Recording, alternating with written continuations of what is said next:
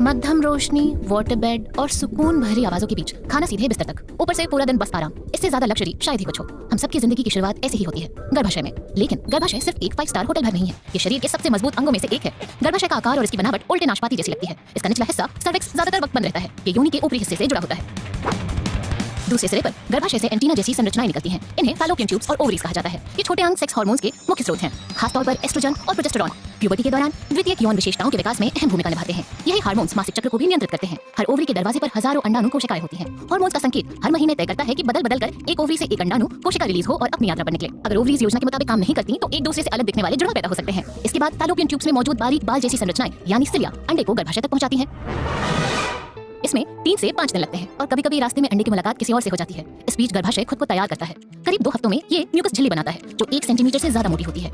ये रक्त वाहिकाओं और इम्यून सेल से भरपूर होती है ताकि निषेचित अंडा खुद को आराम से बसा सके। अगर ऐसा नहीं होता तो ये झिल्ली फिर से झड़ जाती है, ऊतक में सूजन आ जाती है, खून की सप्लाई बंद हो जाती है और बाकी हिस्सा खून की बड़ी मात्रा के साथ बाहर निकल जाता है।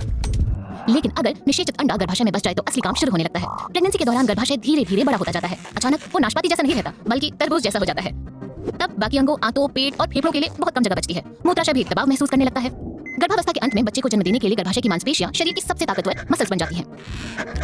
जीवन के उत्तरार्ध में मेनोपॉज के बाद हार्मोन का उत्पादन काफी गिर जाता है। इसके साथ ही गर्भाशय का आकार भी सिकुड़कर करीब आधा हो जाता है। लेकिन जिसने इतना कुछ किया हो उसे जल्दी रिटायरमेंट तो मिलनी ही चाहिए।